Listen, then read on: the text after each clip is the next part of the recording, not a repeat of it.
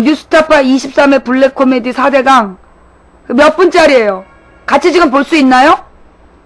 뉴스타파 그 23회 블랙 코미디 4대강 이거예요? 이 영상? 이건가요? 아니면 확실해요? 자, 이게 맞나봐. 잠시만 기다리세요. 이걸 또 같이 봐야 된다고 누가 막 그래가지고,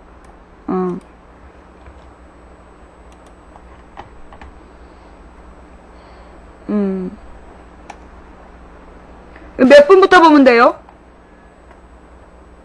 내가 종교처럼 숭앙하고 내 목숨을 걸어서라도 지키려고 하는 것은 국가가 아니야. 분명히 소위 애국 이런 것이 아니야. 진실이야.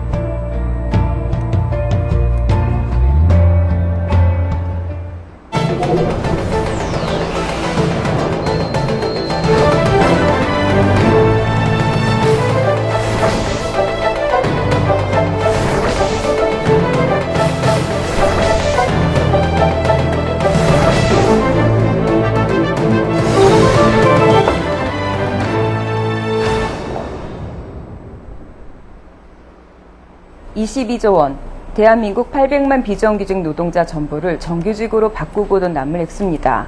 대한민국 초중고등학생 모두에게 7년 동안 무상급식을 제공할 수 있는 돈이기도 합니다. 수많은 논란과 반대에도 전문학적인 예산 22조 원이 4대강 사업에 투입됐습니다. 정부는 4대강 사업을 통해 죽어가는 한강, 낙동강, 영산강, 금강의 생태계를 살리겠다고 주장했습니다.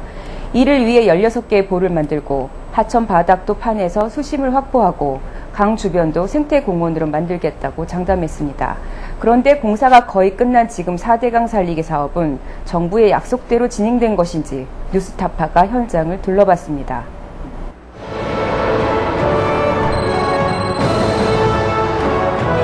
소리 잘 들려요? 낙원이라도 건설할 듯한 달콤한 약속이었습니다. 낙동강, 영산강, 한강, 금강에는 신천지가 들어설 것 같았습니다.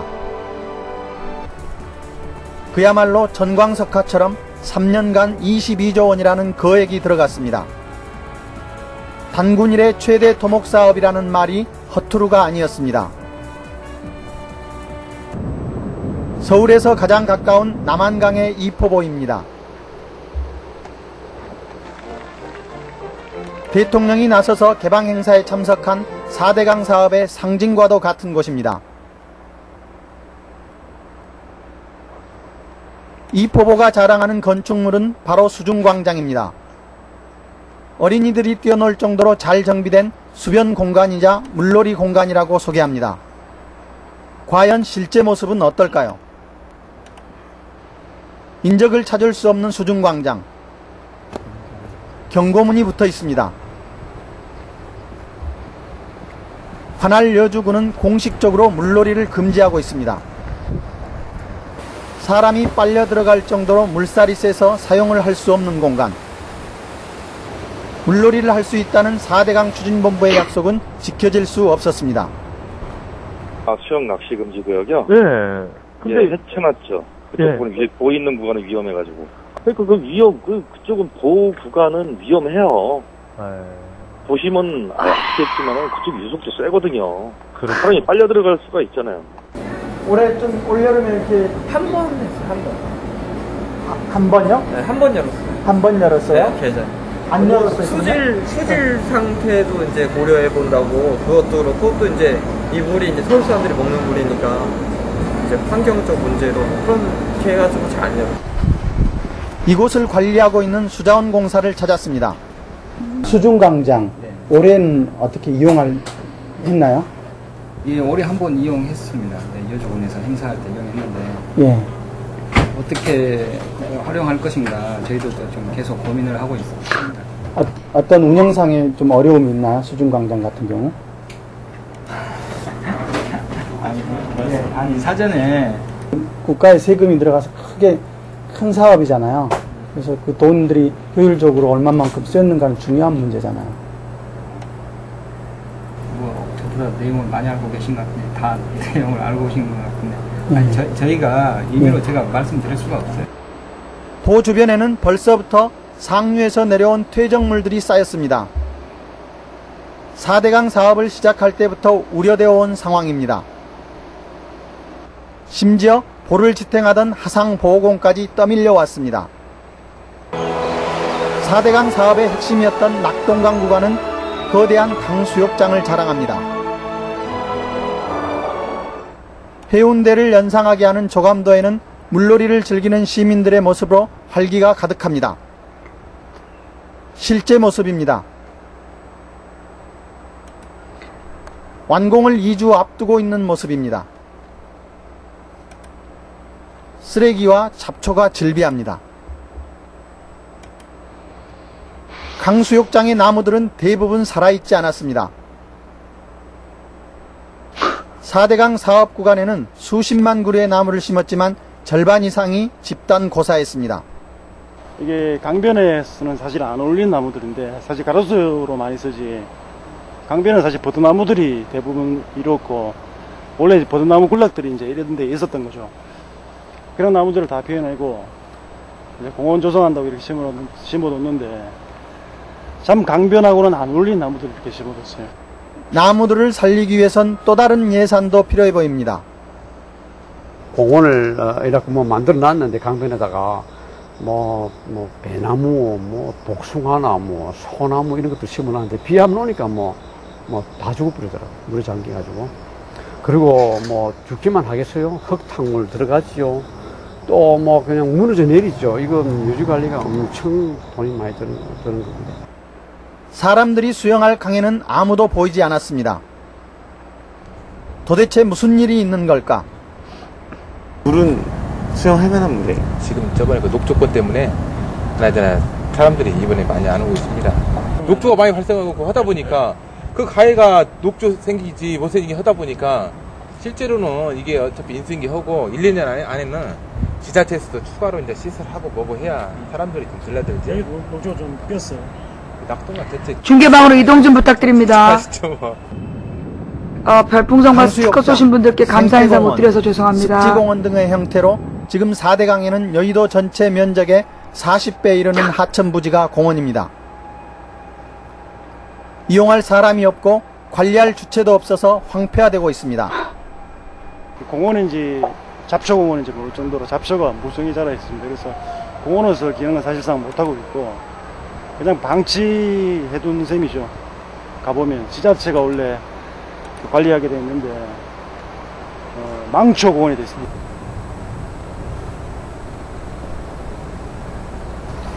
강모래로 골재를 만들어 큰 수익을 올렸던 시설들이 그대로 공원에 방치되어 있습니다. 4대강 전체 공원은 234개에 이릅니다. 조성하는 비용으로 2조 원이 들었습니다. 100억짜리 공공도서관을 200여 개나 만들 수 있는 예산으로 아무도 오지 않는 공원을 조성한 것입니다. 금강 사업 구간에도 폐골재 선박들은 곳곳에서 볼 수 있습니다.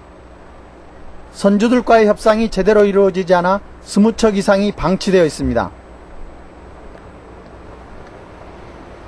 정부는 전국의 4대강 공원 관리비로 약 400억 정도를 책정했습니다.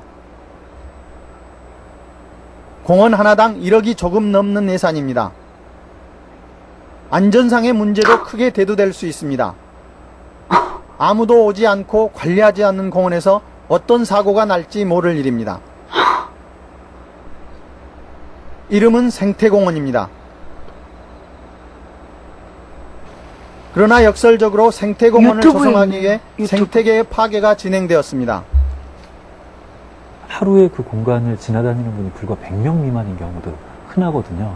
근데 그런 공간을 만약에 서울과 같은 고수부지처럼 공원을 만들고 나무를 심어서 관리를 한다라 그러면 그것은 어마어마한 비용을 투입을 해서 관리를 해야 되는 거고, 실제로 그렇게 투입을 해서 관리를 한다라 그래도 효용도 별로 없는 거거든요. 이용하는 시민이 별로 없기 때문에요. 이런 공간은 생태학적으로 큰 재앙을 가져올 여지가 있습니다.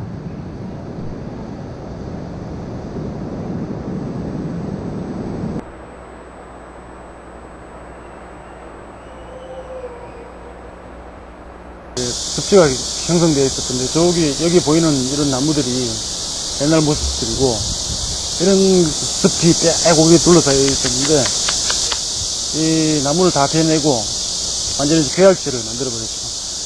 왜 계약지를 만들었나요? 여기를 이제 이른바 생태공원을 만든다고 이렇게 해서 여기를 뭘 심는데요. 생태 습지 위에 억지로 인공적인 작업을 하다 보니 습지들은 지금 사막화되고 있습니다. 관리는커녕 생태적인 복원마저 요원해 보입니다. 그렇다면 왜 이런 공원들을 수백 개나 조성한 것일까? 그런 공사를 한 목적은 두 가지라고 할 수가 있어요. 우선 첫 번째로는 그 자체로 그런 사업을 통해서 사업비를 늘릴 수가 있죠. 그리고 그런 공사들은 이제 지역 업체에서들 하기 때문에 이 지역 업자들에게 그 공사비를 나눠줄 수 있는 그런 용도가 되고, 선전용, 어떤 면에서는 이런 그럴듯한 외양으로 국민들을 이렇게 속이기 위한 그런 수단, 그런 목적으로 4대강 생태공원이니 자전거 도로니 하는 것들을 그렇게 어마어마하게 일시에 건설하게 됐던 것이죠. 앞으로 대규모 국책사업이든 국가사업이든 과연 4대강 추진본부에서는 이런 현상들을 어떻게 파악하고 있을까? 지금도 정부에서 전혀 필요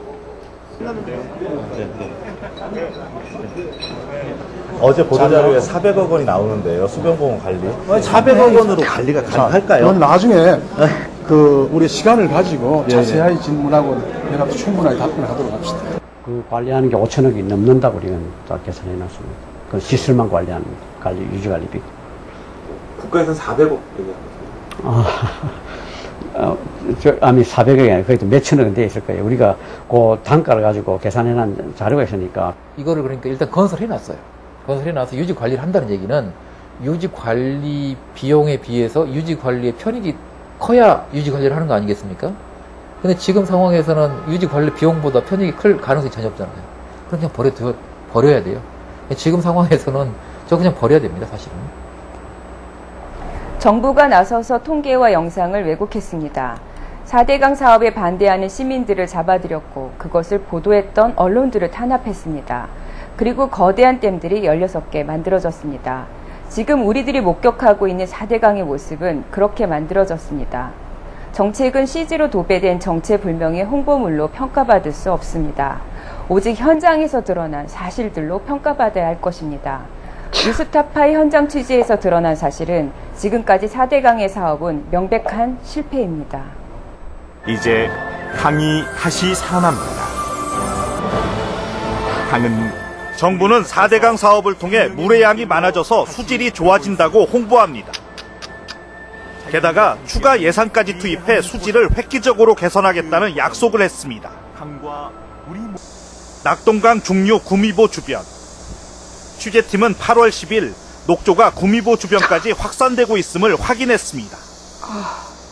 대통령이 만든 녹차 라떼라는 유행어까지 등장할 정도였습니다. 한여름에 이렇게 녹조 현상 나는 거는 제가 여태까지 평생을 그래도 낙동강에 있었다면 있었는데 한 번도 보질 못했습니다. 이제 착시 효과가 하는 게 있어요. 왜냐면은 이쪽 주민들은 녹조를 본 적이 한 번도 없는 사람들입니다. 여기까지는 사실은 낙동강이 생겨나서 녹조가 없었던 데거든요. 없었어요? 없었죠. 한 번도 없었습니다. 근데 착시 효과가 뭐냐면은 정부에서는 막 강물 좋아졌다고 홍보 많이 했지 않습니까? 최근까지도. 낙동강 하구뚝에만 일부 남도로 관찰됐을 뿐 본류 전구간에 녹조가 일어난 적은 없거든요. 근데 원래는 녹조가 하구뚝뿐만 아니라 낙동강 전역으로 지금 확산되고 있는 추세고 이곳 구미까지 지금 발견. 중계방으로 이동 좀 해주세요. 사정이 이런데도 정부는 폭염으로 인한 일시적인 현상이라며 4대강 사업과의 연관성을 부인했습니다. 하지만 다른 주변 하천에는 피지 않는 녹조가 유독 4대강 사업 이후 낙동강에만 나타나는 이유를 설명하긴 힘들었습니다. 어머. 너무 심하다. 4대강에다 지금 댐을 16개나 지어가지고 물이 흐르지 않게 놨다고요, 보니까. 그래서 낙동강 같은 경우에는 8개나 좀 더 지어놨는데, 그래서 안동에서 바다까지 근교라 하더라도 한 20일 안에 흘러갈 물을 지금 거의 반년 가까이 더 났거든요. 그러지 않거든요. 그러니까 이거는 자연히 생기게 돼 있는 겁니다. 녹조의 발생은 수온, 물의 속도, 주변 오염원이 가장 큰 변수입니다. 수온은 주변 하천과 비슷하고 수질 개선 사업으로 오히려 주변 오염원이 통제되고 있는 낙동강. 이곳에서 유독 녹조가 발생하는 것은 4대강 사업으로 물의 속도가 느려졌기 때문이라는 해석이 설득력을 얻고 있습니다. 지난해 작성된 환경부 내부 문건. 4대강 사업으로 인해 물의 속도가 느려지면서 조류 번식의 가능성을 우려했습니다. 4대강 사업 이후 하천 형상이 호소형으로 변형될 것이므로 이미 조류 이런 창궐을 예측을 내부적으로도 한 바가 있습니다.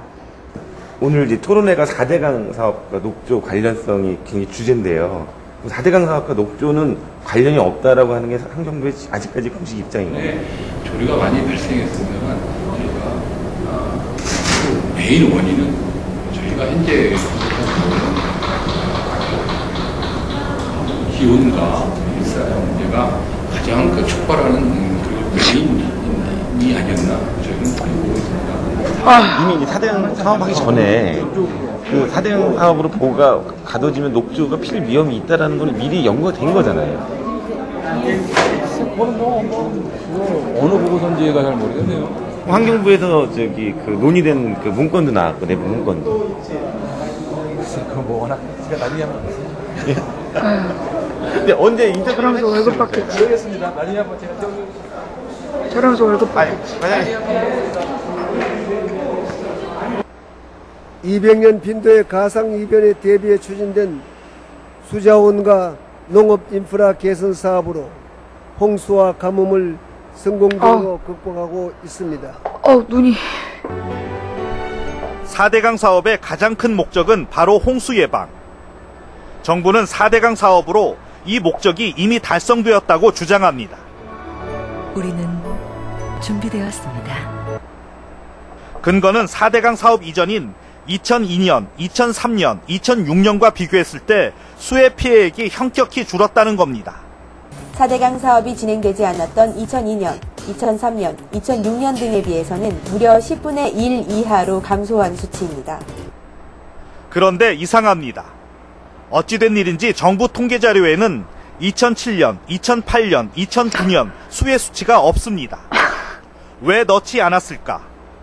그것만을 놓고 딱 보면은 정말로 엄청나게 크게 줄어든 것으로 보이는데 이 추이가 지난 10년 사이에 일관되게 유지되어 온 추이였다고 한다면은 뭐 그런 식으로 요약 통계를 제시하는 것도 맞겠지만 그런 사실은 그렇지 않거든요.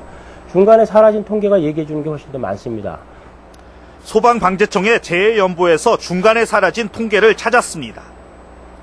4대강 사업을 시작하기 전인 2007년, 8년, 9년부터 수해 피해액은 그 이전보다 확실히 감소하고 있었고 게다가 4대강 사업 이후보다 비슷하거나 오히려 더 적었습니다. 4대강 사업 이전에 홍수 피해는 최저를 기록했어요. 그랬다가 오히려 두 번째 4대강 사업을 하면서 홍수 피해가 또 크게 늘어나고 있거든요.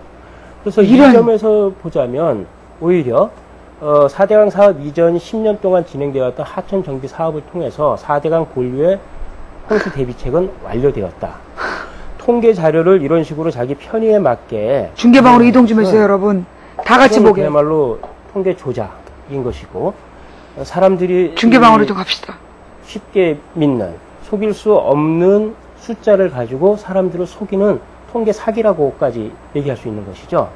이 통계 자료를 만들어 홍보한 것은 4대강 추진본부. 최고 책임자인 신명필 본부장을 만나 물었습니다. 작년에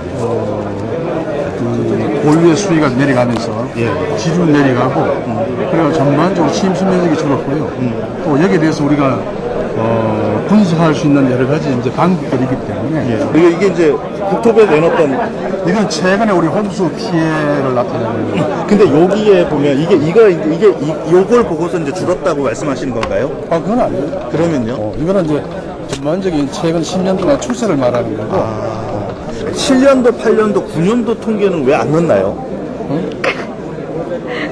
우리 최근 10년 동안 통계가 있는 걸로 알고 있어요. 그러니까 근데 여기 자료에는 이게 외부에 공개된 선거 동영상인데 7년도, 8년도, 9년도 자료는 안 넣는지 안 넣은 이유가 어디 있는지. 우리 7년, 8년, 9년 자료 다 있습니다. 아니 그 여기에 왜 포함이 안 되는지. 이 표는 지금 어디서 나온 편지인지 잘 모르겠어요. 이게 국토부에서 만든 자료인데요. 국토부에 이제 전체를 다 넣기 힘드니까 대표적인 자료를 넣는 것이 보이는데.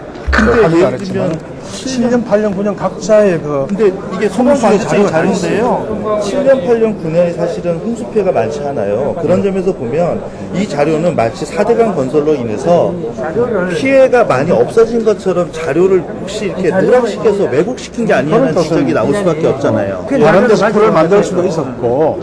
그다음에 아까 지금 얘기한 동영상에 나온 자료거든요. 근데 그래서 7년도, 8년도, 9년도 자료는 왜 누락을 했는지를 누락했는 건 아니죠. 여기 보면 스스로 만들어 국민들에게 배포한 자료인데도 인정하지 않으려는 태도를 보였습니다. 나중에 내가 얼마든지 답변할 수 있는 확실한 내용이에요. 큰 그런 오해를 살 만한 내용이 아니에요. 저 사람부터 수사해야 되겠구만. 4대강의 물이 많아지면서 오히려 높아진 강의 수위로 인한 피해가 발생하고 있다고 지역 주민들은 주장합니다. 칠곡보에서 7km 정도 떨어진 구미 제1산업공단. 도로에서 고온의 수증기가 뿜어져 나오고 있습니다. 무슨 일이 벌어진 걸까? 지하에 매설된 고압증기 파이프가 터져 벌어진 일이었습니다. 강물을 막고 나니까 그 기본 관리 수위가 원래 있던 수위보다가 높이 올라갑니다. 올라가니까 지하 수위가 같이 연동을 해서 공단 시설 지역의 지하 수위가 같이 올라갑니다. 이런 파이프가 지하 7m에 매설돼 있습니다. 그런데 지하수 수위가 높아지면서 매설된 파이프에 압력을 가했고 그 때문에 파이프에 균열이 생겼다는 게 시민단체의 주장입니다. 파이프를 통해 고압의 증기는 구미 산업단지에 공급됩니다. 자칫 공급에 차질이 생겨 공단에 큰 피해가 날 수도 있었던 사건이었습니다. 보가 생긴 이후로 처음으로 그런 피해들이 나타나는 건가요? 그렇죠.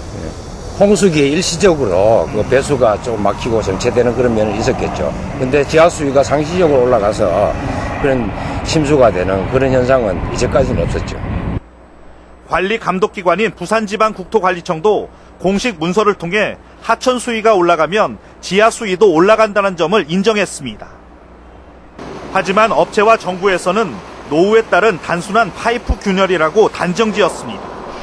더구나 이 사고에 대한 구체적인 조사를 하지 않은 채 내린 결론이었습니다. 하천 수위가 상승하면 이런 것들에 대한 것들은 좀 조사가 좀 이루어질 필요가 있지 않을까요? 네, 그런 부분은 저희가 현재까지는 이뤄드린 건 없는데요. 지금 그걸 하려면 시간적 좀 여유도 좀 있어야 될 것 같고요. 예. 하천 수위 상승으로 인한 피해 주장은 여기서 그치지 않았습니다. 낙동강 주변 수박단지로 유명한 고령군 갯길이 150여 가구가 20만 평 규모의 수박 농사를 30년째 하고 있습니다. 그런데 지난해 인근 합천보를 통해 낙동강 물을 가두기 시작하면서 수박 농사를 제대로 짓지 못했습니다. 이 질벅질벅한 이 흙 때문에 트랙터가 들어가도 트랙터가 다 빠져버려요. 그런 일은 지금까지 없었거든요. 땅을 50cm만 파도 물이 마구 흘러나왔습니다. 빗물이 빠져나가지 못한 것은 물론 지하수까지 올라왔습니다. 농토는 진흙탕으로 변했습니다. 이거 처음 보는 분들 많으니까 수박농사 좀만 30년 참아주세요. 동안 처음 있는 일이었습니다. 옛날에는 어땠는데요? 예전에는 비가 하루에 한 100mm 온다 하더라도 그 다음날 되면 싹 다 빠지고 없습니다. 근데 원래는 한 20mm, 10mm 온다 하더라도 물이 안 빠지고 작물이 밑에 물이 있으면 작물이 안 되잖아요. 뿌리가 썩어버리잖아요. 작물 뿌리가 한 1m 50, 2m 내려가는데 한 40cm 밑에 물이 고여가 있으면은 그 작물이 안 되잖아요. 썩어버리잖아요. 4대강 사업으로 낙동강 수위가 높아졌고 낙동강으로 빠져나가야 할 물은 높아진 수위로 인해 토지에서 빠져나가지 못하면서 이 같은 피해가 일어났다고 농민들은 주장합니다. 수박이 계속 시들어가 구부러지니까 합천보에서 물을 수위를 낮췄어요. 낮추니까 다시 깨놨다고 해요. 정명이 됐어요. 올 봄에 5월달에 정명이 돼가지고 수위를 낮췄어요. 4대강 사업으로 가뭄도 해결할 수 있다는 것이 이명박 정부의 주장입니다. 사실일까? 올해 가뭄으로 상당한 타격을 입은 충남의 한 마을을 찾았습니다. 아, 너무 진짜 잔인하다. 금강에서 직선거리로 4km 거리의 마을. 차로는 13km 거리입니다. 군인들을 동원해 물을 끌어와서 겨우 가뭄을 이겨낼 수 있었습니다. 5월에는 고통 많이 받죠. 저기 뭐 심어가지고 막 저 면인가 어디서나 호주 막 트럭에다 갔다가 막 이제 영 못 심는다고 포기했는데. 그럼 금강물을 못 썼어요 그때? 못 썼죠. 어떻게 써요? 근데 지금 금강물을 빼다가 쓰는 걸로는 물로 아닌데요. 아니에요. 왜냐하면 여기 흘러가는 내감을 이렇게 이번에 엄청 가물었잖아요. 그때 그 물하고 저쪽에 흘러가는 물하고 이렇게 잡았었지. 금강에서 가지고 온 물은 아닐 거예요. 지척에 금강을 두고서도 물을 끌어오지 못한 채 천수답에 의존하고 있는 이유는 무엇일까? 정부에서는 이제 가뭄 해소를 위해서 뭐 4대강 사업을 했다고 그러는데 말도 안 되는 얘기고. 왜냐 그러면 4대강 사업 마스터 플랜에 가뭄 대책이 없어요. 4대강 사업이 가뭄 해소를 위해서 했다고 그러면 가뭄 취약지역이 있거든요. 전국적으로 다 취약지역이 있어요. 그러면 4대강 사업부터 그쪽으로 물을 공수하는 그런 대책을 세워야 될 거 아닙니까? 그죠? 그 대책 전혀 없어요. 이명박 정부 내내 논란이 되었던 4대강 사업은 이제 막바지에 이르렀습니다. 현장에서 돌아본 상황은 녹록지 않았습니다. 22조 원을 쓰고도 계속되는 재퇴적과 침식. 여기에 여전한 보해 균열과 누수 현상. 하상 보호공을 끊임없이 놓고도 해결되지 않는 안전성 문제. 그리고 앞으로 얼마가 들지도 아직 가늠하지 못하고 있는 유지관리의 문제는 계속 논란이 될 것입니다. 지금 이 공사해놓은 것은 그게 끝났다고는 하지만은 절대로 이걸 유지할 수가 저는 없다고 믿습니다. 지층 정비하고 배수 시스템 다 정비하고 토지 좀 고치려고 그러면 이것은 우리가 보기에는 시간도 많이 걸릴 뿐만 아니고 적어도 22조 공사가 아니고 이건 50조 이상 되는 공사다. 22조 원의 천문학적인 예산이 투입된 4대강 살리기 사업은 결국 숱한 전문가들이 걱정한 그대로 4대강을 죽이고 건설업자들의 배만 채워준 꼴이 되었습니다. 무능한 정부의 실패인지 아니면 의도한 사기인지 묻고 싶습니다.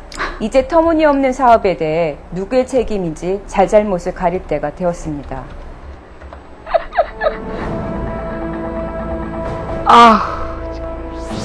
어떡하니?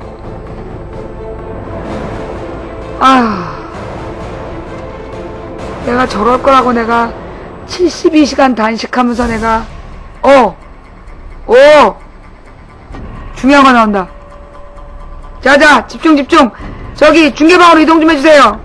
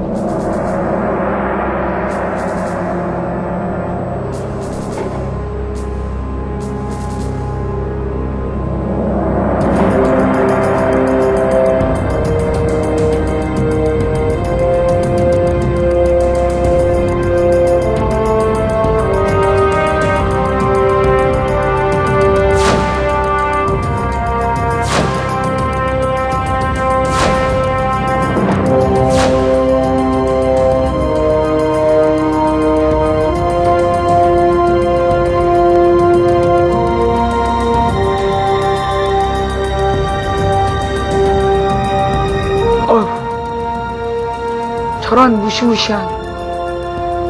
여의도 5.16 광장. 전국의 1460개 고등학교와 전문학교, 대학교 학생을 대표한 4만여 명의 학생들이 모인 가운데 중앙학교보국관 발판식이 거행됐습니다.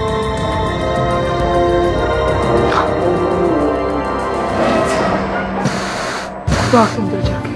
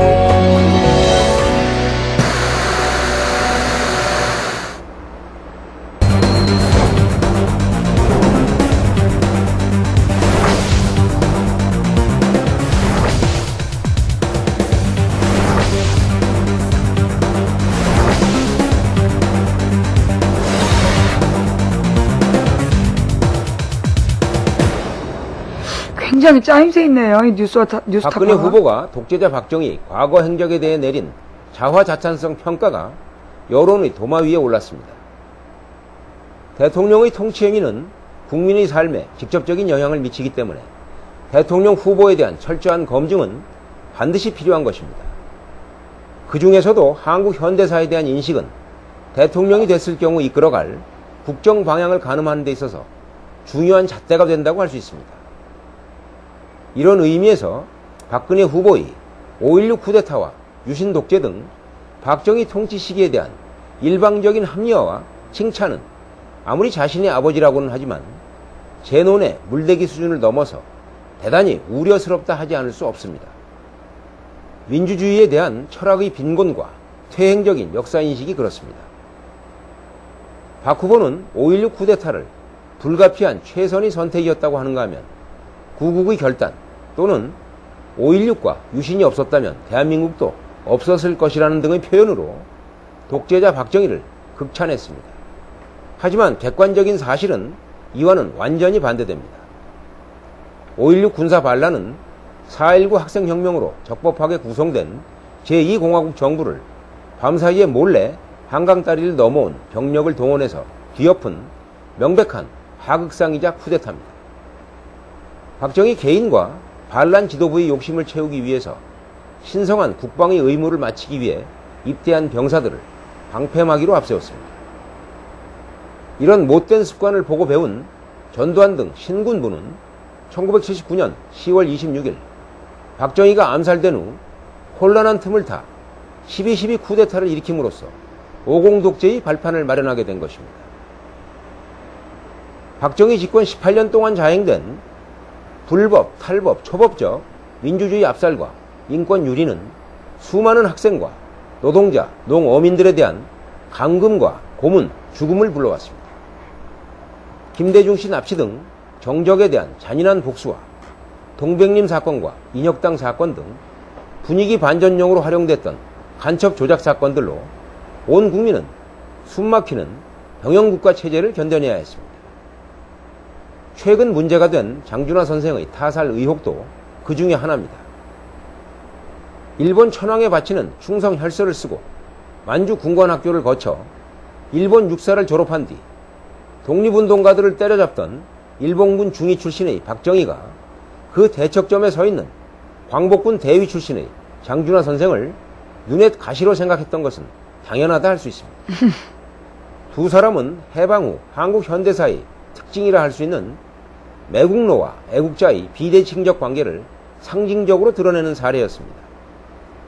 일제에게 강탈당한 조국을 되찾기 위해 고생을 마다하지 않았던 독립투사들이 해방 이후에도 한국 사회의 주류 세력이 되기는커녕 일제 때 일본인들에게 빌부터 호의호식하던 자들에게 다시 박해를 당하는 배반의 역사를 극명하게 보여준 것입니다. 김구, 여운형 등 우리나라의 애국자들은 하나같이 배후를 명확하게 알 수 없는 의문의 죽음을 맞았다는 공통점을 갖습니다. 장준하 선생도 1975년 등산 도중 숨진 뒤 37년 만에 두개골에 지름 6cm의 원형 함몰 흔적을 선명하게 드러내면서 사인을 둘러싼 의혹이 증폭되고 있습니다. 그런데도 박근혜 후보는 박정희 독재 18년을 상찬하는 과거 회귀적인 모습을 보이면서 말로는 과거가 아니라 미래에 대해서 얘기하자는 식의 이중성을 버리지 않고 있습니다. 박정희가 김지태 씨로부터 강탈한 정수장학회에 대해서 보이고 있는 오불관원식의 태도도 같은 연장선상에 있습니다. 반면교사로 삼을 만한 본보기가 있습니다. 옛 소련의 악명 높은 독재자 스탈린이 죽은 뒤에 그의 딸 스베틀라나는 스탈린을 혹독하게 비판했습니다. 우리 아버지는 독재자였고 딸로서 침묵한 나도 공범자다. 이제 아버지는 세상에 없으니 내가 그 잘못을 안고 가겠다.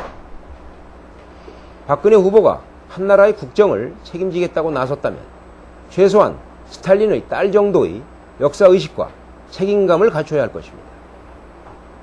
인터넷 실명제가 5년 만에 폐지됩니다. 헌법재판소가 인터넷 실명제는 위헌이라고 결정했습니다. 현재는 인터넷 실명제가 표현의 자유를 제한할 만큼 공익의 효과가 명확하지 않다며 익명으로 표현할 자유도 국민의 권리라는 점을 분명히 했습니다. 하소연할 데가 마땅히 없는 사회적 약자들에게 인터넷상에서의 표현의 자유는 더욱더 의미 있는 것이고 그런 점에서 민주주의의 발전에도 긍정적으로 작용할 것으로 기대합니다. 반면 같은 날 헌법재판소는 여성동의 낙태금지에 관해서는 합헌이라는 결정을 내렸습니다. 헌재는 여성의 자기결정권은 사익으로, 태아의 생명권은 공익으로 규정하며 여성의 자기결정권은 태아의 생명권에 비해 중요하다고 볼 수 없다고 했습니다. 모든 국민은 인간으로서의 존엄과 행복을 추구할 권리를 가진다는 헌법 조문에는 분명 여성의 몸과 삶에 대한 적극적 권리도 포함되어 있습니다. 태아의 생명 못지않게 여성의 몸 역시 공익으로 존중받을 수 있는 해법을 찾아야 하지 않을까요?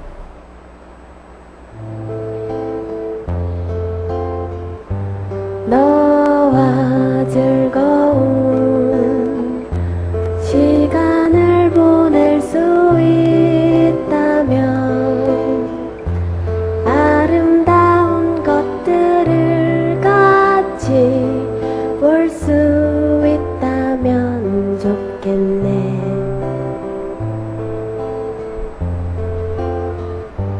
작은 자유가 너의 손 안에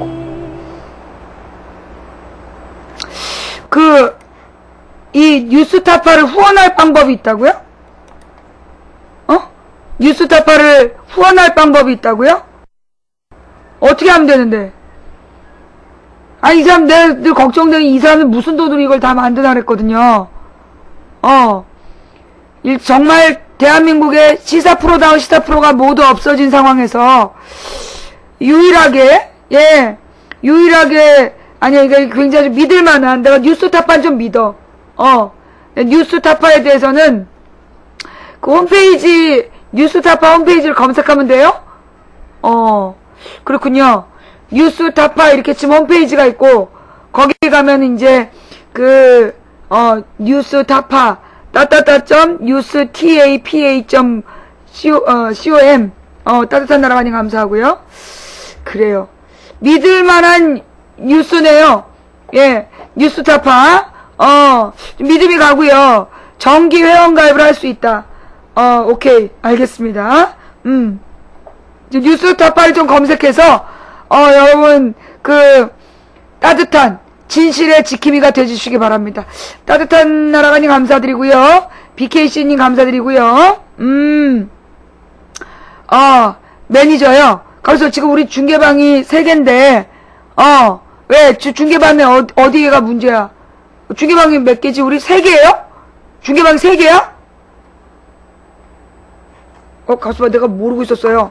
잠깐만, 중계방이 지금 3개예요?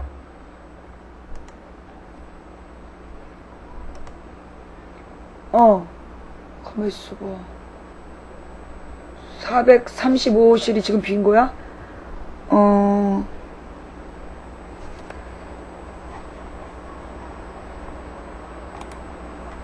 그렇구나. 예, 미안해요. 내가 몰랐어.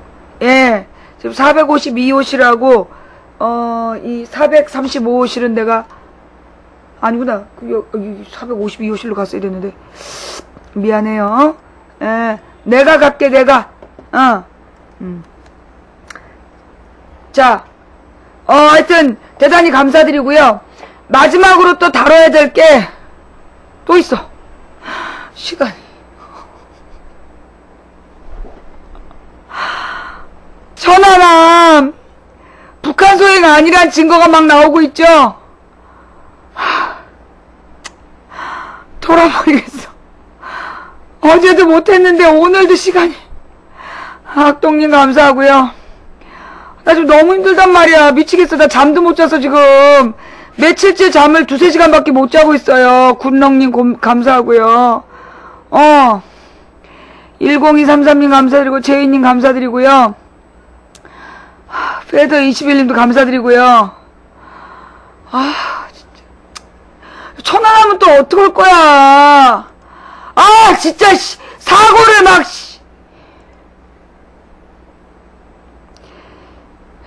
또 먹이면서 또 부려먹으려고 그러지. 이거 살살 꼬셔갖고 먹방 시키면서 또 이거 다 빨아먹으려고. 예쁜 생선님 감사하고요. 어떡하죠? 가만있어봐, 오늘, 칼바도스님도 감사드리고요.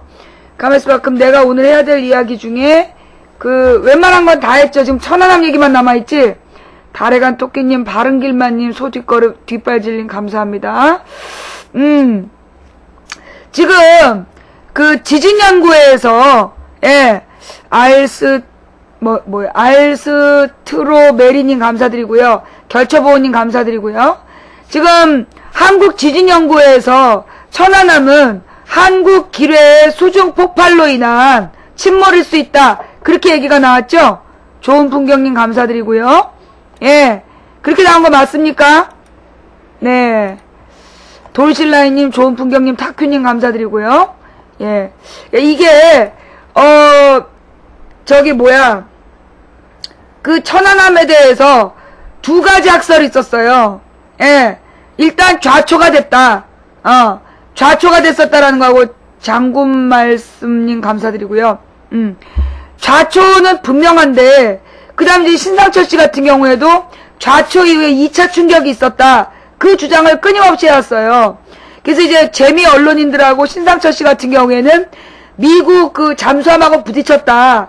그런 어떤 논리를 폈고 그 다음에 연평도 주민들하고 그쪽 기자들이 맨 첫날 봤던 거는 한국 기뢰일 가능성이 있다. 한국 기뢰에 의해서 폭파됐을 가능성이 있다는 학설이 이제 2가지가 있었던 거야. 좌초는 분명히 있었는데, 엄마임님 감사드리고요. 그러니까 우리가 근데 정부에서는 이게, 어뢰로 인한 폭발이다. 북한산 어뢰로 인한 폭발이라고 결론을 내렸었잖아요. 근데 지금 정부 조사 결과가 계속해서 뒤집어지는 정보가 계속 나왔단 말이야. 예.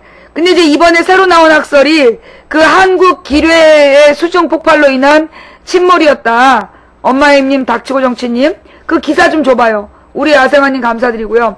천안함 한국 일단 이제 어저께 나왔던 건 뭐냐, 신상철 씨 재판 기록에서 신상철 씨 공판 기록에 나온 건데, 그때 이제 어뢰로 추정된다 보고를 했던 통신장한테 너 무슨 근거로 그런 보고했니? 예, 우리 야생화님, 박세와이프님 감사합니다.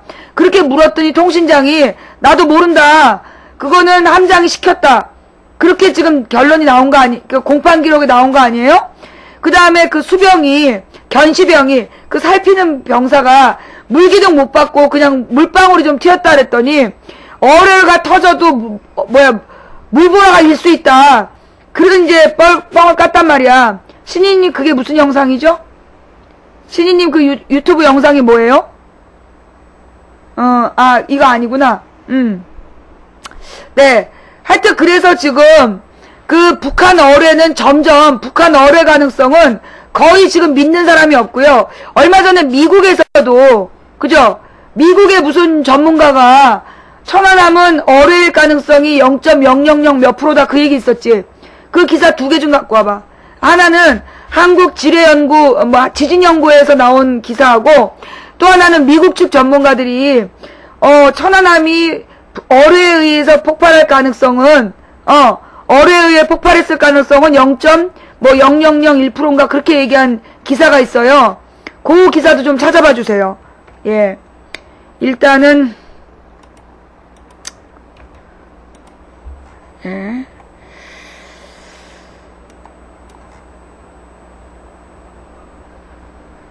국방부가 이제 기뢰설은 일축을 했다는 얘기네요.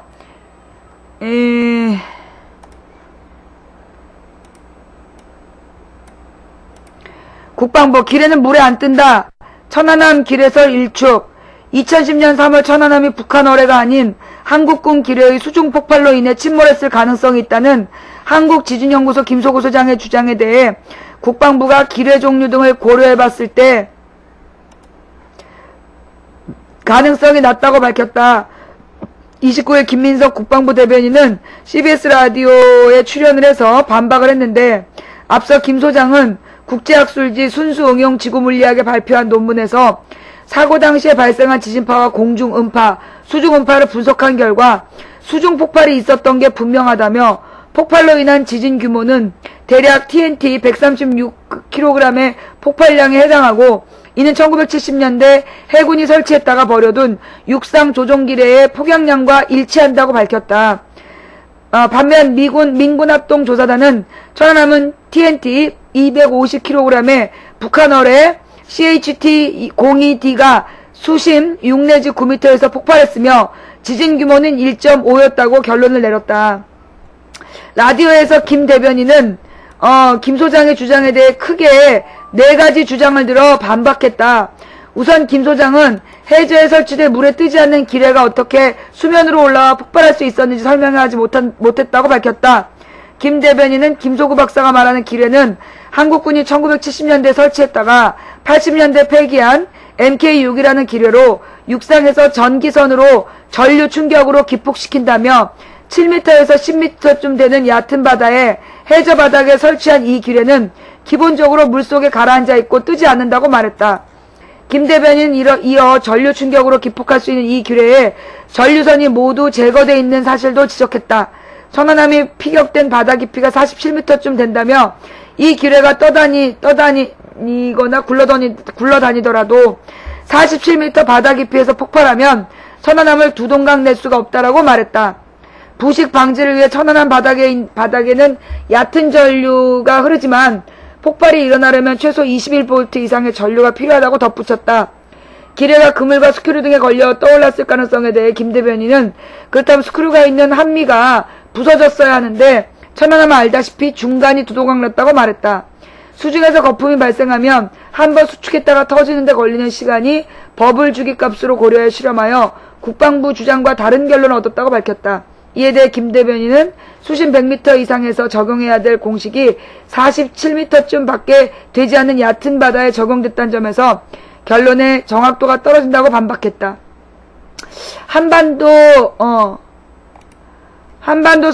천안함 선체에는 TNT뿐 아니라 어뢰에만 있는 성분도 발견됐고 쌍크리 어선을 통해 어뢰 추진체까지 나왔다며 천안함 피격의 원인에 대해서는 더 이상 논란에 관해서 종지부를 찍어야 될 것이라고 말했다.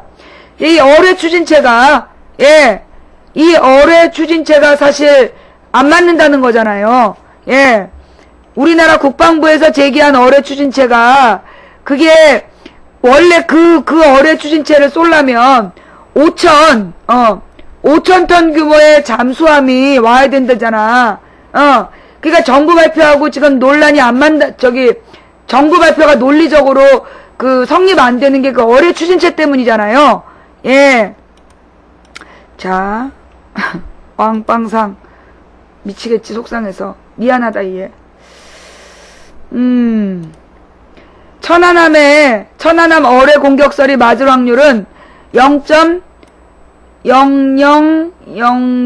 여기 몇 개야? 0을 못 쓰겠어. 몇 개야? 하나, 6개예요? 0.00001%다. 미 에클레스 제독의 결론. 합조사한 보고서하고 다르다. 천안함 북한 어뢰에 대해, 천안함이 북한 어뢰에 피격되었다는 국방부와 민군합동조사단의 결론에 대해 재미 한국인 과학자들이 의혹을 제기했다고 한겨레가 보도했다. 특히 천안함이 어뢰에 피격됐을 가능성이 낮다고 분석한 과학자는 대잠수함전에 관한 한 국제적 전문가로 알려져 천안함 사건의 실체를 놓고 논란이 재현될 것으로 보인다. 네, 이 뉴스였죠. 자, 23일자 한겨레에 따르면 미국 샌디에고에 거주하고 있는 버클리대 전기컴퓨터공학 박사 출신의 유도무기과 대잠수함 전문가인 안수명 박사는 지난해 6월부터 정보공개법에 따라 미 해군의 천안함 관련 자료를 요청했으며 이달 초 미 해군 토머스 에클레스 제독의 보고서와 다국적 정보지원본과 보고서를 건네받았다. 토머스 에클레스 제독은 해군함정 사고분석 전문가로 지난 2010년 4월 미국 측 조사단장으로 천안함 사건 조사에 참여한 바 있다. 처음으로 공개된 에클레스 보고서와 관련해 안 박사는 에클레스 제독이 내린 결론 요약이 천안함 합조단의 중간 보고서, 최종 보고서도 동일의 결론과 다르다고 의문을 제기했다고 한겨레는 전했다.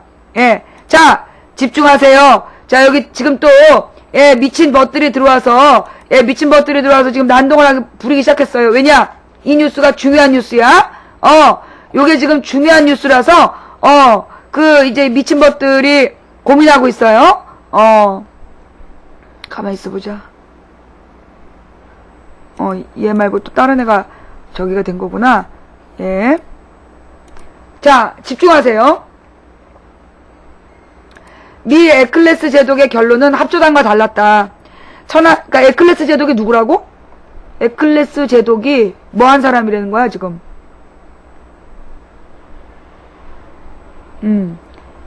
이 에클레스 제독은 함정사고 분석 전문가고, 그러니까 미 해군의 해군 함정 사고 분석 전문가고, 이번에 천안함 조사단에 파견됐던 사람이다 이거죠.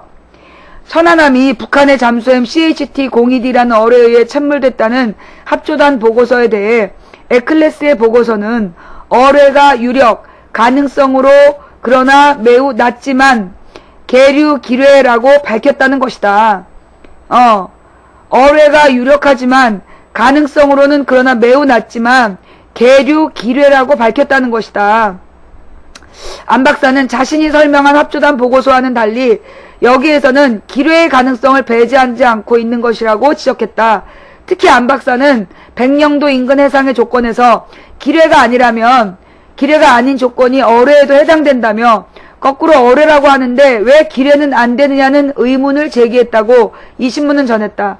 또한 지난 1977년 국방과학연구소와 제1정밀공업 등이 육상 조정기뢰를 설치한 것과 관련해 안 박사는 아직 남아있는 2차 대전 때의 기뢰도 폭발할 수 있다고 말했다.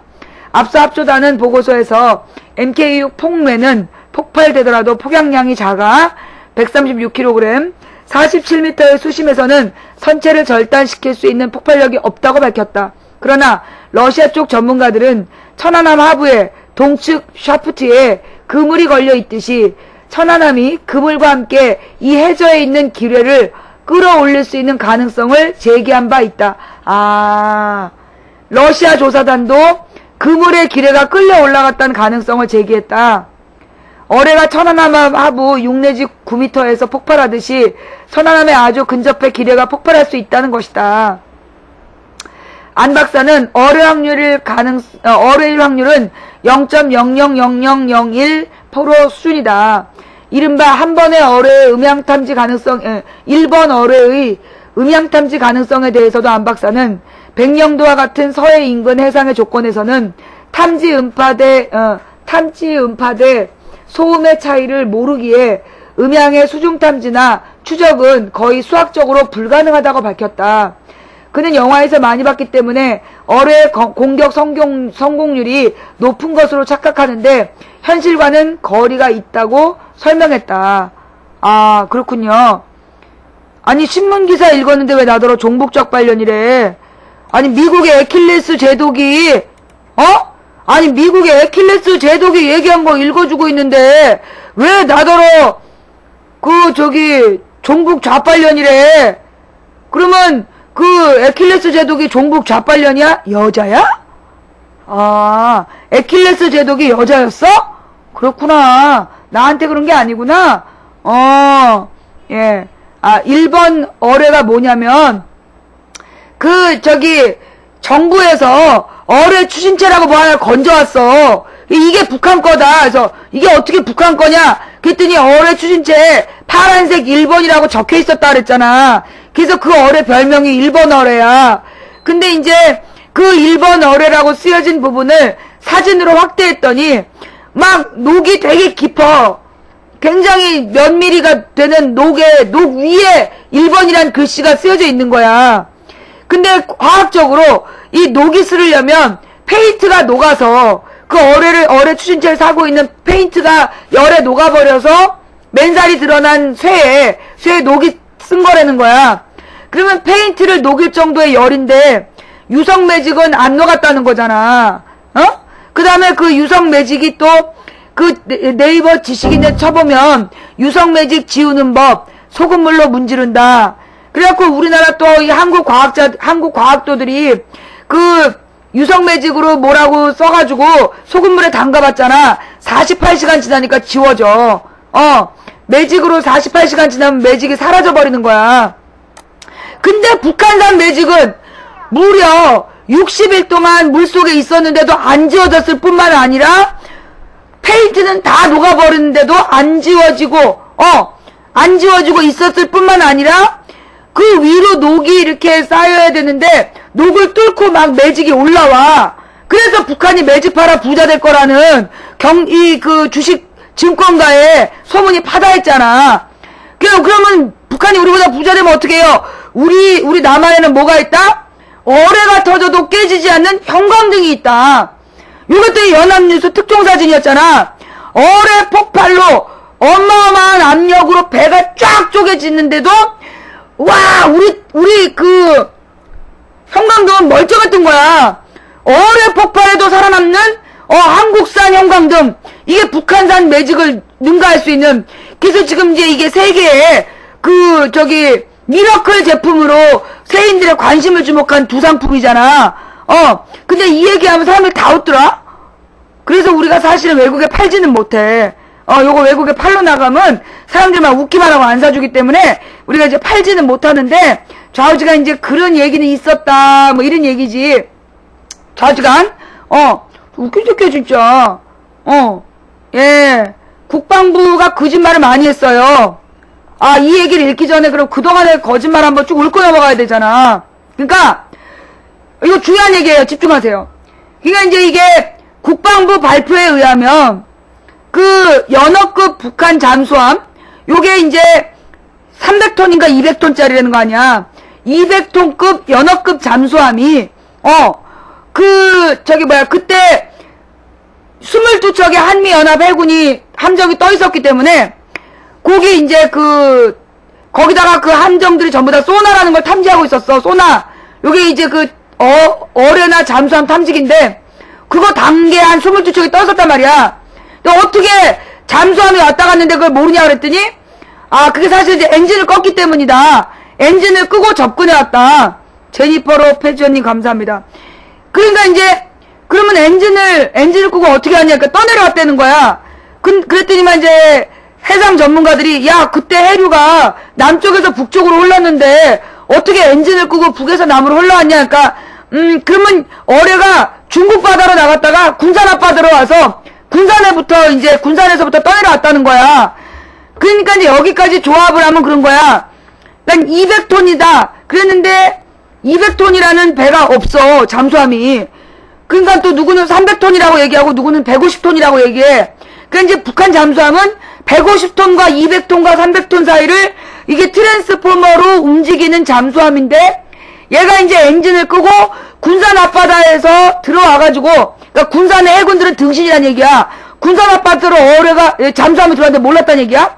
그래갖고 이제 얘가 엔진을 끄고 그때 이 해류가 막 뱅뱅 돌아. 시속 6km로 돌아. 이제 막 그 어뢰가 이제 막 도는 거야. 근데 이제 이 어뢰가 달고 온 이 잠수함이 도는데 잠수함이 달고 온 어뢰가 이게 5,000톤급 잠수함에서나 쏠 수 있는 어뢰야. 그러니까 이제 150톤에서 200톤, 300톤을 막 움직이는 이제 잠수함이 5,000톤에서나 쏠 수 있는 어뢰를 메고 막 이제 뺑뺑뺑뺑뺑 돌면서 뺑뺑뺑 돌면서 이제 천안함 앞까지 간 거야.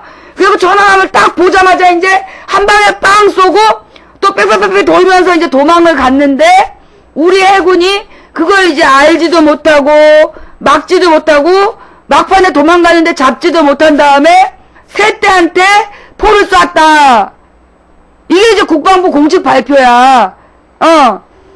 그걸 이제 그 상황을 알지도 못하고 잡지도 못하고 막지도 못한 다음에 새떼한테 포사격을 했다. 요게 지금 보도에 다 나왔죠? 그죠? 예.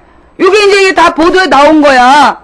그 다음에 이제 그 어뢰 추진체에서 그 발견된 물질이 천안함에서 발견된 물질하고 똑같다. 그러니까 이 어뢰로 이 천안함을 쐈다. 그랬는데 발견된 물질이 뭐냐? 그랬더니 이제 미국의 과학자들이 요거 뻘흙인데요? 그런 거야. 같은 바다에서 건졌으니까 이걸 공격했다는 걸 말이 좀 안 되지 않냐? 그랬더니만 이건 1번이 결정적 증거다. 파란색 1번. 그랬더니만 근데 1번이란 글자를 누구나 쓸 수 있는 거 아니냐? 그랬더니만 이 한글을 쓰는 나라는 한국하고 남한하고 북한인데 남한은 안 썼으니까 북한이 썼다는 게 주장이었어. 국방부의 주장이.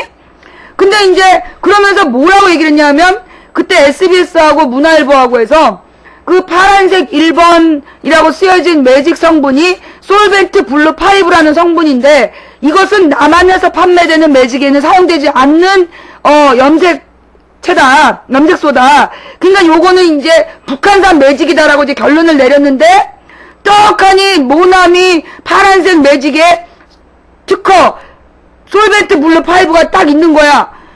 그래갖고 야 여기 근데 모나미 특허도 있다야. 그랬더니만 특허 못 받았다고 막 우긴 거야. 알고 보니까 솔벤트 블루 5는 파란색 매직에 다 들어가. 전 세계 파란색 매직에 솔벤트 블루 5가 들어간대. 그래가지고 이제 개망신에 당하니까 국방부가 이렇게 해명을 했어요. 우리는 솔벤트 블루 5가 남한에서는 사용되지 않는다는 얘기 한 적 없다. 그거는 SBS하고 문화일보가 오보를 낸 거다. 그때 왜 바로 잡지 않았냐? 몰랐다. 이렇게 이제 국방부가 설명을 했어요. 그 다음에 이제 국방부가 북한의 이 어뢰 추진체를 딱 가지고 나와가지고 이게 이제 천안함을 파괴시킨 어뢰 추진체다. 어뢰 추진체는 뭐냐면 어뢰가 이따만한데 어뢰를 움직여가는 추진체다 하면서 들고 나왔단 말이야. 근데 이제 그걸 본 영국의 군사 전문 기자가 그 어뢰 추진체하고 그때 이제 우리 국방부에서 이게 이제 어떤 그림을 또 하나 갖고 나왔어. 이 그림이 북한이 무기 판매할 때 쓰는 카탈로그인데 이 카탈로그에 있는 이 어뢰 그림이 바로 이 어뢰 추진체하고 일치한다. 그래서 떡하니 이제 세계의 기자들을 모아놓고 기자회견을 했잖아. 근데 이제 영국 기자가 그걸 딱 찍어갖고 거기다 넣어본 거야. 근데 모양이 틀리다고 한 달을 주장을 했어. 그 영국 기자가 자기 블로그에 근데 한국 국방부 보고가 틀린데? 어뢰 모양이 다르다. 그래갖고 그게 한 달 동안 막 사람들이 퍼가고 그런 거야. 한 달이 지나니까 국방부가 이제 어뢰 추진체는 일단 건져왔는데 어떡할 거야. 그래서 그림을 바꿨어. 그 그림이 북한산 카달로그 그림이라고 해서 딱 발표를 했는데 그 어뢰 추진체는 못 바꾸고 이제 그림을 바꾼 거야.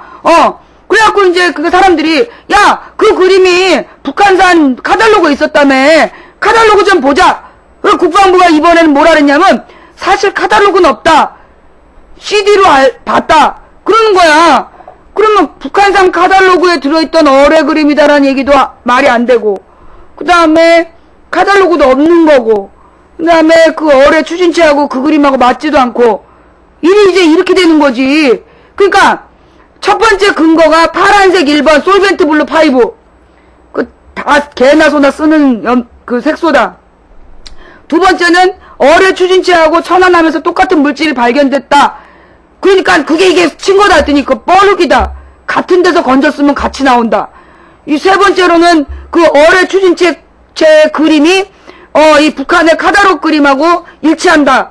근데 나중에 그 카달로그가 없다. 그러면 얘기가 조금 문제가 되잖아. 그러니까 이제 국방부 발표를 재현하면 그 북한의 잠수함이 그렇게 하고 간 거고, 그 다음에 그 사건의 증거로 들고 나온 어뢰 추진체는 이제 문제가 있는 거고, 거기다 그 어뢰 추진체에서 사진을 막 찍었더니 그게 또 이상한 그 생물 주기에 맞지 않는 또 화석이 나온 거고, 이래가지고 오마이뉴스에서 그 신상철 대표의 특종을 실었다가 그 특종을 실었더니 그 국방부에서 어뢰 추진체 숨겨버렸어. 왜 그런지 몰라? 그러니까 이제 어떤 사진작가가 그 어뢰 추진체를 자꾸 가서 사진을 찍은 거야. 그게 이제 확대되는 그 아주 그 최고급 카메라로 확대 사진을 찍었더니 거기에 이제 무슨 무슨 조개씨인가가 뭔가 발견됐잖아. 근데 생물학적으로 걔가 그 모양으로 발견되기가 어렵다. 이 오마이뉴스하고 이제 신상철 씨가 주장을 했더니만 그 어뢰 추진체를 숨겨버렸어요. 치워버리고 안 보여줘. 그래놓고 이제 오보다 막 주장을 해갖고 오마이뉴스가 더럽고 치사하지만 사과를 한 거야. 네, 일이 그렇게 된 거예요. 그러니까 이제 지금 그런 상황에서 지금 미국에 있는 이 사람은 뭐 하는 사람이라고? 미국에 있는 박사인데 이 사람이 이 안 박사가 뭐 하는 사람이래요. 이 사람이 이제 미국의 샌디에고에 거주하고 있고 버클리 대학의 전기 컴퓨터 공학 박사 출신이고 유도 무기와 대잠수함전 전문가인 박사래요. 이런 박사님이 지금 이제 이 천안함이 북한 어뢰에 의해서 공격당할 가능성이 0.0000001이다 라고 얘기를 했다는 거야. 근데 근거가 뭐냐면 토마스 에클스라는 제독이, 이 사람은 누구냐 하면 이제 이 사람은 그 해군 함정사고 분석 전문가인데 그 사람의 보고서가 남한의 보고서하고 좀 차이가 있다. 그 차이가 있다는 건 어디서 밝혀졌냐면 이게 이제 미국에다가 미국은 이제 보고서를 공개하게 돼 있어. 그게 이제 한국에서 받은 미해군이 갖고 있는 보고서를 갖다 또 찾아본 거지, 이 사람이. 그랬더니만 이제 여기서 안 맞는다는 얘기가 나왔다는 얘기예요. 이른바 일본 어뢰의 음향 탐지 가능성에 대해서도 안 박사는 백령도와 같은 서해 인근 해상의 조건에서는 탐지 음파대 소음의 차이를 모르기에 음향의 수중 탐지나 추적은 거의 불가능하다고 밝혔다. 그는 영화에서 많이 봤기 때문에 어뢰의 공격 성공률이 높은 것으로 착각하는데 현실과는 거리가 있다라고 분석했다니까, 한마디로 그 어뢰가 천안함을 잘 찾아가지고 공격했다는 얘기인지 뭐지 이거 잘 모르겠어. 요 부분은 북한 옹호 중? 아유, 꺼지세요. 음모 방송 중? 여러분, 여기 이제 이 어린 벗이 나와서요. 여기 이제 북한 옹호 중이냐, 음모 방송 중? 이렇게 물어봤어요. 자, 우리가 음모다, 이렇게 얘기하면 뭐라 그랬죠? 우리 용역들이 들어와갖고, 음모다! 라고 얘기할 때는 지가 이해를 못한 거다. 그쵸? 이해를 못한 거다. 이해를 못하면 음모다라고 쓰고, 이해가 되면 선동이다라고 쓴다. 예, 이해가 안 된 거예요. 자, 그 다음에 여기서 이제 넘어가면, 무엇보다 천안함 아래 3 내지 6m 가스터빈실 아래, 천안함 중앙부근 약 3m 지점에 어뢰가 버블제트 폭발로 두 동강 났다고 결론을 내린 합조단의 분석에 대해 안 박사는 천안함 선폭은 가로 10m, 어뢰의 속도를 30노트로 본다면 초당 15.3m인데 어뢰가 천안함 선체에 머물 수 있는 시간은 약 0.6초라며 그 순간에 합조단이 파악한 버블 지점을 찾아가 터져야 한다고 반박했다. 안 박사는 서해라는 현실의 조건과 잠수정의 공격 능력, 어뢰가 목표물을 탐지해 찾아가는 음향신호 처리의 관점에서 보면 그 확률은 소수점이 얼마가 되든 0.0000001% 수준으로 거의 제로에 가깝다고 봐야 한다고 결론을 내렸다. 안 박사는 앞서 지난 2월 출간한 북한 잠수함이 남한 천안함을 침몰시켰는가라는 보고서 소책자 및 전자책 형태로 2월달에 출간했대요. 예. 여기에서 천안함 잠수정 어뢰 피격이라는 합조단의 결론에 대해 그것이 어떻게 가능한지에 대한 논증은 하나도 없다는 의문과 판단을 담았다고 이 신문은 보도했다.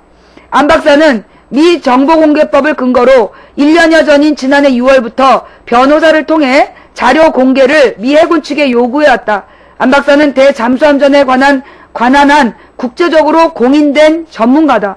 그가 설립한 회사 인테크는 미 국방부와의 계약에 따라 1급 비밀로 분류된 대잠수함전에 관한 1천여 건의 기술적 논문 보고서를 작성해 왔다. 우리 또 새누리 지지자들이 볼 때는 듣보잡 박사죠. 예, 듣보잡 기관이고,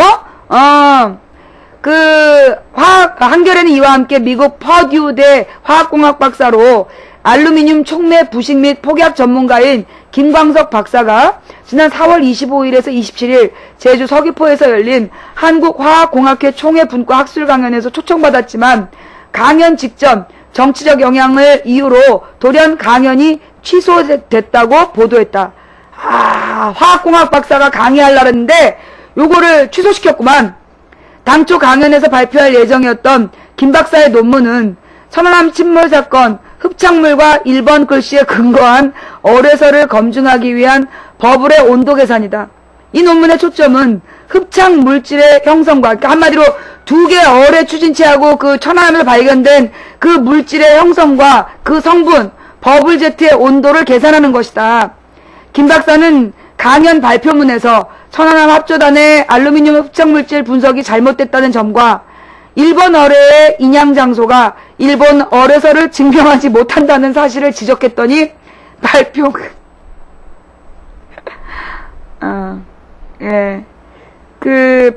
취소됐다고. 일본 어뢰의 인양 장소가 일본 어뢰설을 증명하지 못한다는 사실을 지적했더니 발표가 취소됐대요. 예.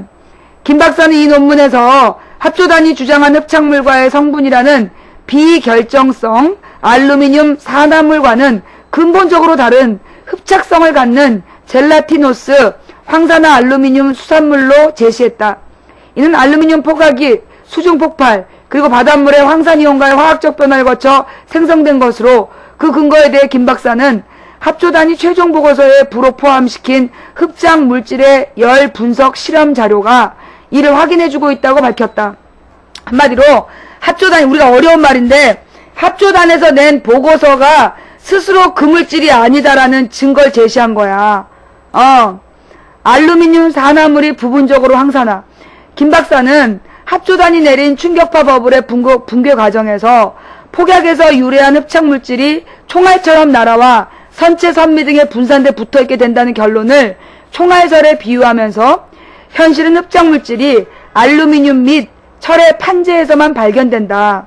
뿐만 아니라 폭발의 영향권 밖에서도 발견되고 있다고 정면 반박했다. 뭔 말인지 못 알아듣겠어. 이는 양판석 정기영 두 교수의 흡착물질 분석 결과도 유사하다. 다만 김 박사는 두 교수가 침전물을 알루미늄 황산 염화물 바스 알루미늄 나이트라고 분석한 것에 대해서도 이러한 흡착물을 설명 못한다며 자신의 SAGHAS설은 해수에 의한 분산과 수소결합에 의한 흡착의 일을 설명할 수 있다고 밝혔다고 한겨레는 전했다. 좌우지간 이게 그 정부 발표하고 안 맞다라는 걸 지적했더니 우리는 알아듣지도 못하는 강연을 취소시켰대요. 흡착물질과 관련된 김 박사의 주장 가운데 또 다른 핵심적인 논거는 이 흡착물질이 폭발로만 형성되는 게 아니라는 점이다.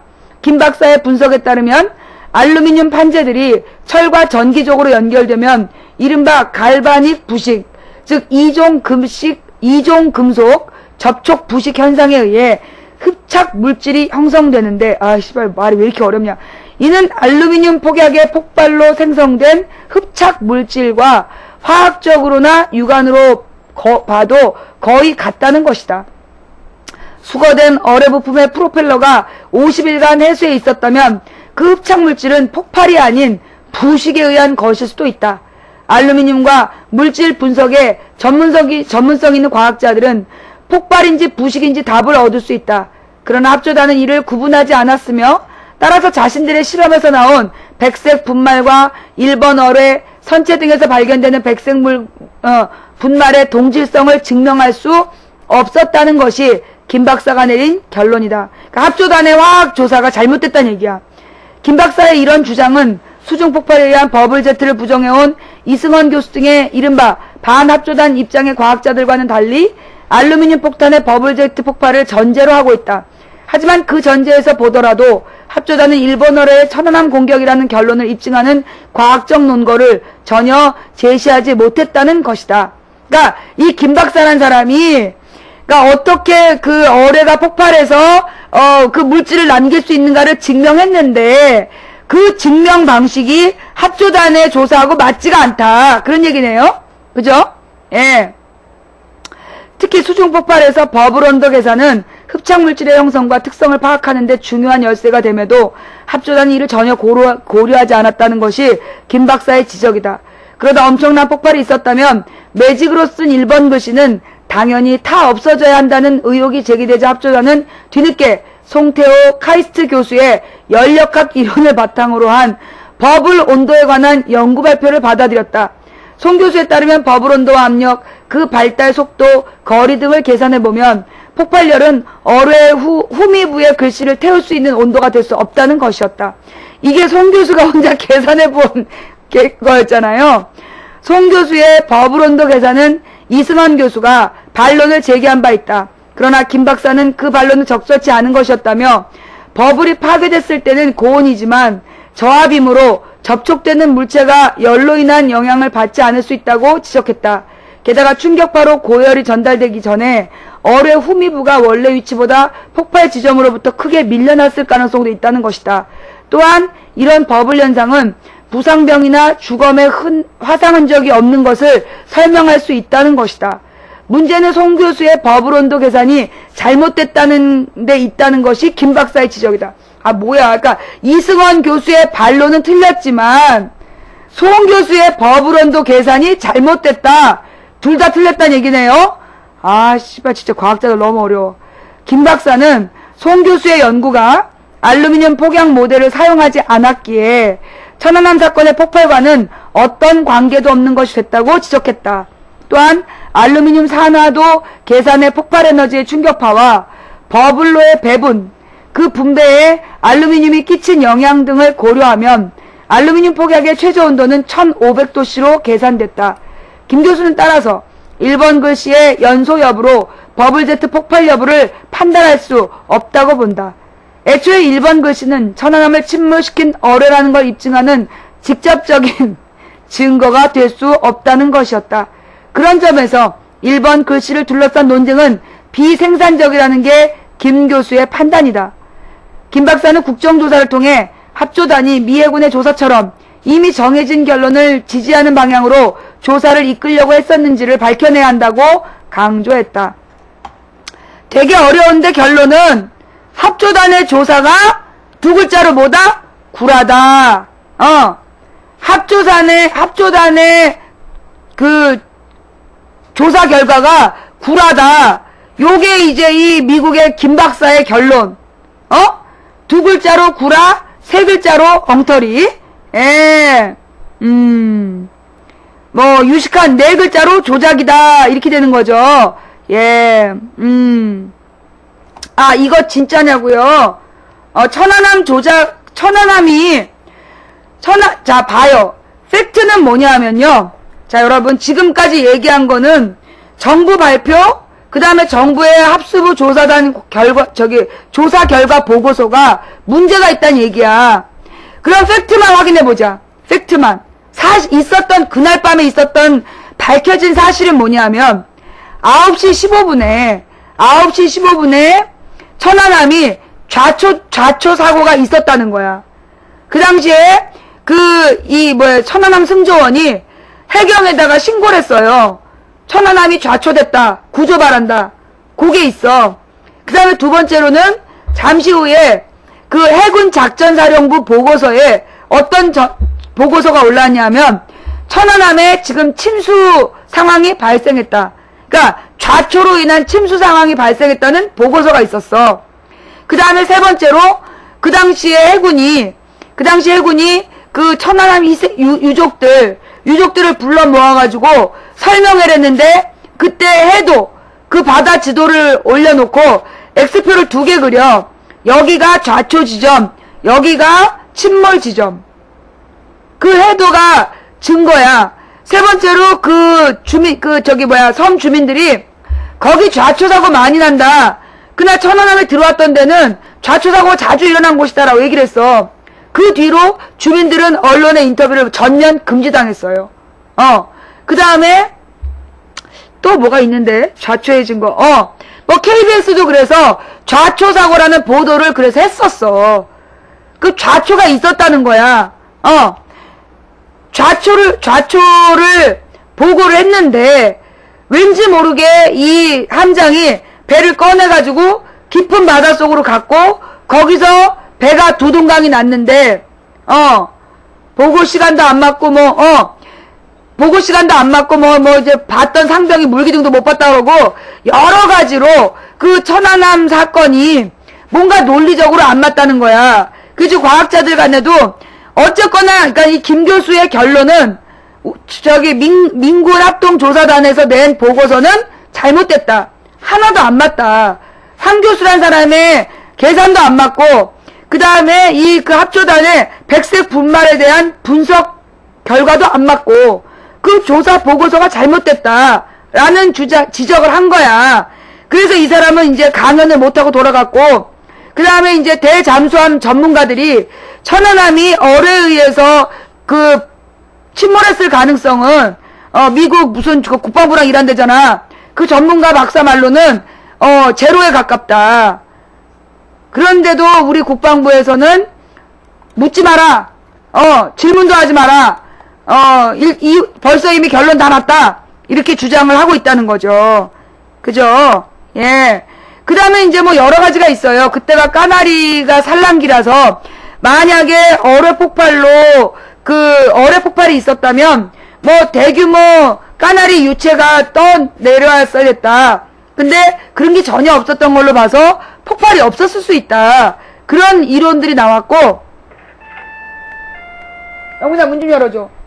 그 다음에 이제 천안함에 또 하나의 해난사고 전문가가 있는데 그 사람이 천안함 모습을 보고 이거는 어뢰 폭발이 아니라 요거는 뭐라 했지? 피로 파괴다라고 이론을 냈어요. 예. 그러니까 이제 지금 저거는 화학적 논쟁이고 물리적 이론을 제시한 무슨 잠수함 전문가가 또 있어. 그러니까 해난사고 구조 전문가. 그 사람의 표현에 의하면 천안함의 모습이 요게 피로 파괴에 가깝다. 즉 폭발에 의한 쪼개짐이 아니라 물리적 힘에 의한 쪼개짐이다. 그런 주장이 있어서 좌우지간 지금 나오고 있는 모든 이론은 천안함이 북한에서 했다라는 뭐가 없다. 증거가 없다. 무엇보다 북한은 자기네가 안 한 것도 했다고 뻥을 치잖아. 우리가 준엄하게 남조선 괴뢰도당을 혼내줬다! 이러면서 발표를 해야 되는데, 북한에서 자기네가 천안함 안 했다라고, 이게 일반적으로 북한이 자기네가 안 했다라고 인정한 몇 개 안 되는 사례예요. 예. 뭐, 이 남조선 괴뢰도당을 준엄하게 혼내줬다라고, 이게 막 떠들만한 일인데, 그러면서 이게 막 김정은의 주가를 올리는 사건이라고 막 그랬는데, 북한에서 안 그랬다, 우리가. 그러고 있는 참 희한한 사건이야. 하여튼, 이 조사는요, 정권이 바뀌어야 결론이 나겠죠? 그런데 말입니다. 여기서 한 가지 기억나는 것은, 우리 정부가 북한 측 관계자들을 만나서, 이 모종의 이제 협상을 하는 과정에서 그런 얘기를 했어요. 천안함과 연평도에 대해서 북한 사람들이 볼 때는, 사과가 아니지만, 남한 사람들이 볼 때는 사과처럼 보이는 멘트를 한마디 해줄 수 없느냐. 그러면서 돈 봉투를 내밀었다. 남한 그 남북협상 대표가 그 북한에다가 돈 봉투를 내밀면서 남쪽 사람들이 볼 때는 북한이 그 사건에 대해서 사과를 하는 것처럼 보이고 북쪽에서 볼 때는 사과가 아닌 걸로 보이는 어떤 발언을 해줄 수 없느냐 이러면서 돈 봉투를 내밀었다는 걸 이 북한 협상단이 그 중국 기자들이랑 다인돼서 집어던지면서 공개를 해버렸잖아요. 남한에서는 거기에 대해서 언급하지 않겠다 이래버리고 하여튼 그런 적이 있어요. 과연 이때 이제 이 그 음악이 그 엑스파일 음악이 나와줘야 돼. 과연 사건의 진실은 무엇일지 아주 궁금한 아주 궁금한 상황이죠. 아까 어떤 놈이 또 그런 얘기를 했어. 핵대중 김대중이가 북한에 퍼준 돈 모르냐? 그거 다 미국 보고서에도 나왔잖아. 김대중이 퍼준 돈이 아니라 그 도라산 철도 만든 돈. 그다음 남한에서 북한에다 공장 지은 돈. 그다음에 금강산 관광 간 돈. 그다음 개성공단에 임금 준 돈. 그거 말고 딱 1조 원이 문제인데 그 1조 원은 현대 정몽원이가 김정일한테 바친 뇌물이다. 남한법원에서 그거 뇌물이라고 판결한 거 아니야. 근데 그걸 또 김대중이 돈 갖다 줬다고 뻥치다가 또 걸리면 안 되지. 그지? 자, 김대중이 돈 갖다 바쳤다라는 개소리를 계속 하는 사람들에게는요, 이런 사건을 꼭 얘기해 주죠. 김대중 대통령이 서거했을 때예요. 그때 웬 듣보잡 모 변호사가 자기가 미국의 헤리티지 재단의 연구원들로부터 자료를 넘겨받았다. 헤리티지 재단의 보고서에 의하면 김대중 정부에서 북한으로 아주 극심하게 돈이 많이 넘어갔고 그것에 대한 연구 보고서를 헤리티지 재단의 연구원들이 헤리티지 재단의 공식 보고서를 냈는데 그 내용이 김대중이 북한으로 어마어마한 불법 송금했다는 내용이다. 거기에 대해서 자기한테 자료를 다 넘겨주기로 했으니 이 장례식이 끝나면 김대중을 고발하겠다. 요렇게 이제 기자회견을 했어. 그래서 이제 그 사건이 김대중 대통령 서거 때 쫙 퍼진 거야.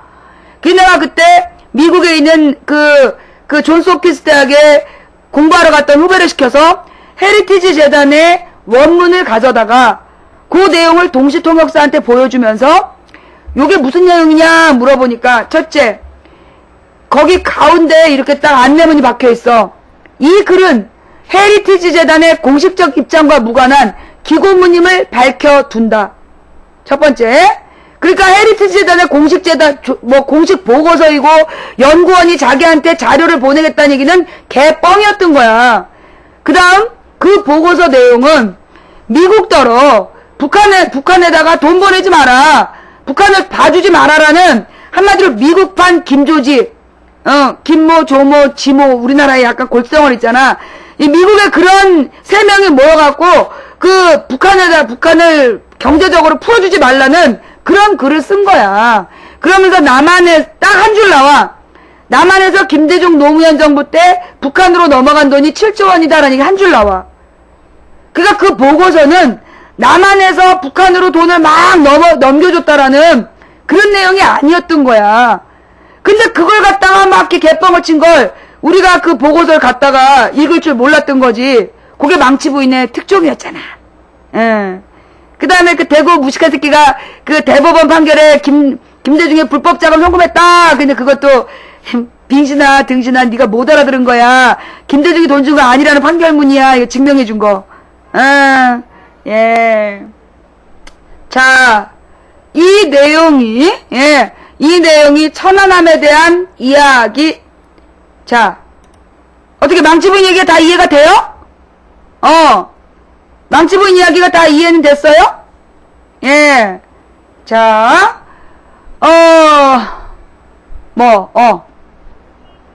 네. 자, 아직, 근데 내가 이제 이렇게 썼는데도 계속해서 제 방송에 나타내가지고, 음모예요? 이렇게 쓰면 뭐야? 제가 이해를 못했어요? 이런 뜻이고, 선동을 그만해라! 그 얘기는 자기도 듣고 공감했다는 얘기야. 예. 그 망치부인 얘기는 잘 이해가 되시죠? 예. 묵시장님 감사하고요. 자, 감사합니다. 저기 내가 더 이상은 못하겠어. 너무 배도 고프고, 우리 조카가 와서 공부하러 왔기 때문에, 너무 배가 고파갖고 못하겠어. 못생긴 년이 참 시끄럽다. 세 번째죠. 예, 말로 안 되니까. 왜 니네 엄마가 니네 엄마한테 할 욕을 왜 여기다 써? 자, 오늘 방송 마음에 들었어요?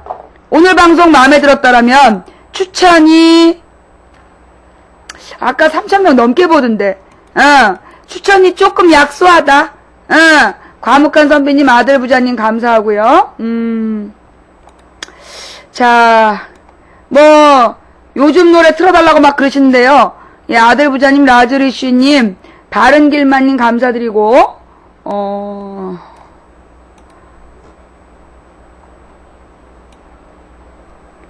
예. 도나무니님, 박지만님, 감사드리고요. 폭렬 판다님 감사드리고요.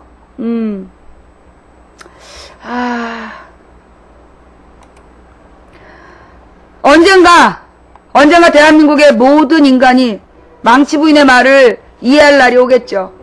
정성화의 그날을 기다리며 듣겠습니다. 자, 술퍼맨님, 스티브림님, 흐름의 자연님, 세스코님 감사하고요. 내가 너무나 그동안에 방송을 많이 했어. 쉬리님 감사하고요. 추억세미님 감사하고요. 네, 이 토요일, 일요일도 쉬지 않고 너무나 목을 막 혹사했더니 목이 많이 아파. 예, 걱정이에요. 이거 음악 소리가 왜 안 들리냐?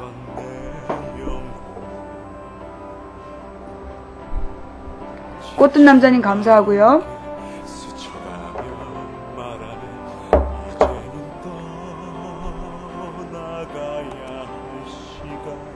별아리님 감사하고요. 망치부인 하트인가? 나한테 하트 날리지 말랬잖아. 나 품절려라고. 험난한 시련을 겪을 수밖에 없겠지. 머나먼 타국 땅에서. 가시공주님, 다구동부님 감사합니다. 네, 오늘 어떻게 방송 들으면서 처음 듣는 얘기 있었다. 오늘 망치부인 방송 처음 듣는 얘기 있었고, 몰랐던 거 배웠다. 손 한번 들어보세요. 예, 망치부인 방송, 오늘 방송 들으면서, 네, 감사합니다. 예, 감사합니다. 우리 이제 여기 뭐라 그러나, 본방에서는 굉장히 많은 분들이 손들고 계세요. 어이구, 이 중계방도 많구나. 예. 2020 찌매님 감사하고요. 천안 댕기동자님 감사하고요. BKCH님 감사하고요. 가끔 나도 그런 생각이 들어. 저쪽 애들이 나를 참 미워하겠다. 나 때문에 속 많이 상하겠다. 아주바님 감사합니다. 벤치부인님 감사하고요. 예. 자, 선동 좌빨의 차이를 알았음. 아니지, 선동과 음모의 차이. 예. 오리가자님, 민심은천신님, 벤치부인님 감사합니다. 네, 대단히 감사합니다. 감사합니다. 함께해 주신 여러분 감사드리고요. 다음 방송은 내일 낮 2시 내일 낮 2시에 다음 방송 할게요.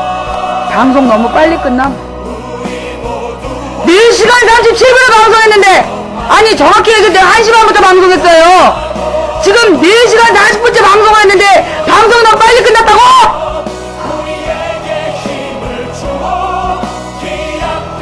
네, 이제 방송 끊을게요. 내일 낮 2시에 만나요.